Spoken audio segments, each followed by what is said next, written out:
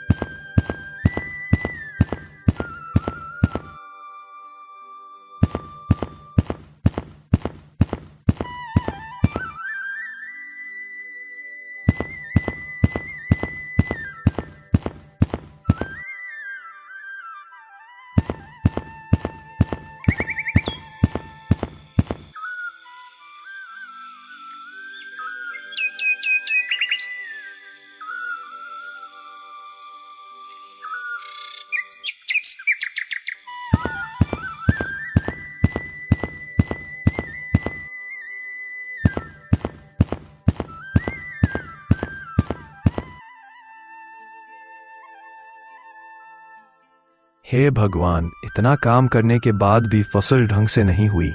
इस बार जमींदार का कर्ज कैसे चुकाऊंगा? लो जी, रोटी और छाछ लाई हूँ। भूखे पेट चिंता करने से क्या फायदा, पहले खाओ। तू ही है जो मुझे हर बार संभालती है सीमा, लेकिन इस बार तो जमींदार ने कह दिया है कि अगर टैक्स नहीं चुकाया तो जमीन ले लेगा। रघुनाथ फिर नहीं चुका पाया टैक्स। इस बार उसकी जमीन मेरी होगी, अब माफी नहीं। हुजूर, वो गरीब है मगर बहुत मेहनती है। मेरे लिए मेहनत नहीं, पैसा मायने रखता है।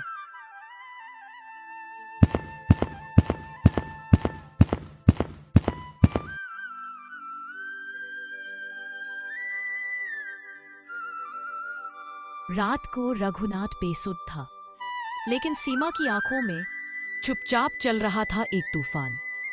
अब क्या करे सीमा? खेत रहेगा नहीं तो जीवन कैसे चलेगा? डरो मत जी, अब लड़ाई ताकत से नहीं बुद्धि से होगी।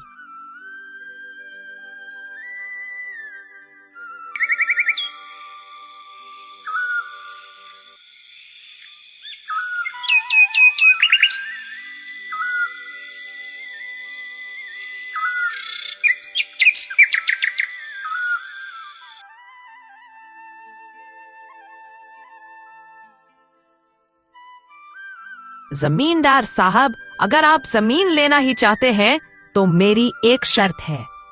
शर्त? तू अब औरतें भी शर्तें लगाने लगी क्या?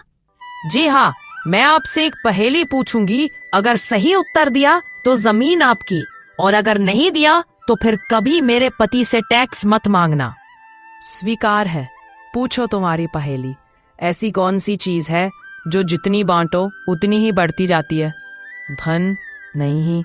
ओह, ये क्या है? उत्तर है ज्ञान, जितना बांटो उतना बढ़ता है। सीमा बहू ने तो कमाल कर दिया, पहली बार किसी ने जमींदार को हराया है। ठीक है, मैं हार गया, वादा निभाऊंगा। अब सीमा सिर्फ एक किसान की पत्नी नहीं थी, वो गांव की पहली गुरु बन चुकी थी। महिलाएं उसके पास आकर ज्ञान लेने लगी, बच्चों को पढ़ाना शुरू किया। अगर तुम सब सीखना चाहो तो इस गांव की किस्मत बदल सकती है।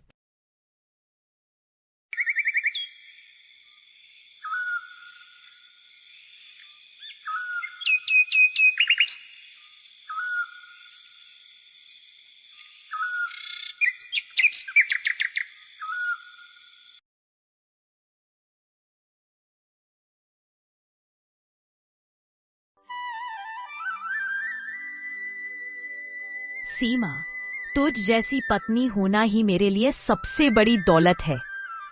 इस कहानी से हमें यही सीख मिलती है कि हालात कितने भी मुश्किल क्यों ना हो, अगर साथ हो एक समझदार जीवन साथी और आत्मविश्वास से भरी सोच, तो दुनिया की कोई ताकत आपको हरा नहीं सकती।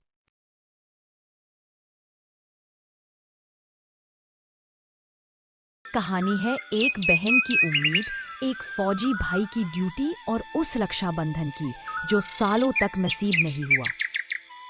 राखी एक डोर जो भाई बहन को जोड़े रखती है, पर जब एक भाई देश की सेवा में तैनात हो तो क्या राखी की डोर उतनी ही मजबूत रहती है?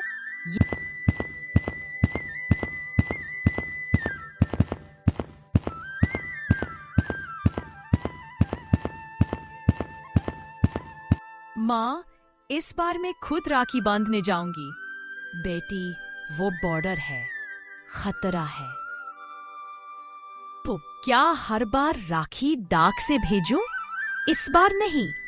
जा बेटी, लेकिन ध्यान रखना, तेरा भाई तुझ पर गर्व करेगा। नेहा बस में अकेली बैठी, हाथ में राखी की डिब्बी पकड़े खिड़की से बाहर देख रही है। रास्ते लंबे थे, लेकिन नेहा की आस उससे भी लंबी। उसे याद आ रहे थे बचपन के वो दिन जब आरव उसके लिए रंग बिरंगे गुब्बारे और चॉकलेट लाया करता था।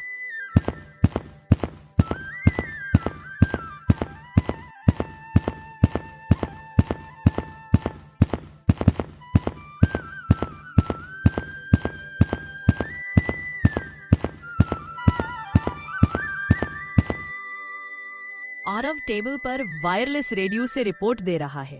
कैप्टन आरव रिपोर्टिंग सर, सीमा पर सब सामान्य है। सुना है रक्षाबंधन पर आपकी बहन खुद आ रही है। हाँ सर, मना किया था, लेकिन वो जिद्दी है।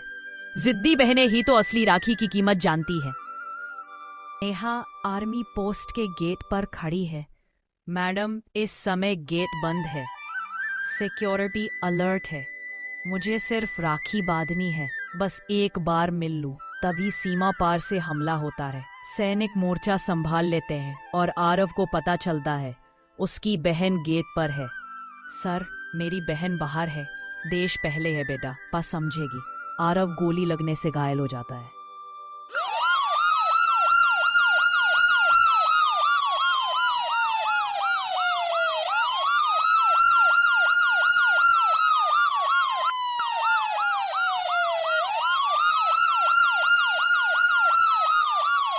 आरव बेड पर लेटा है, होश में आता है। माफ कर दे नेहा, इस बार भी तेरी राखी।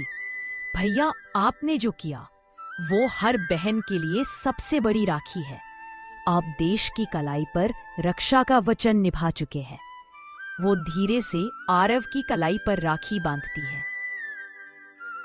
ग्राम प्रधान आरव का सम्मान करते हैं।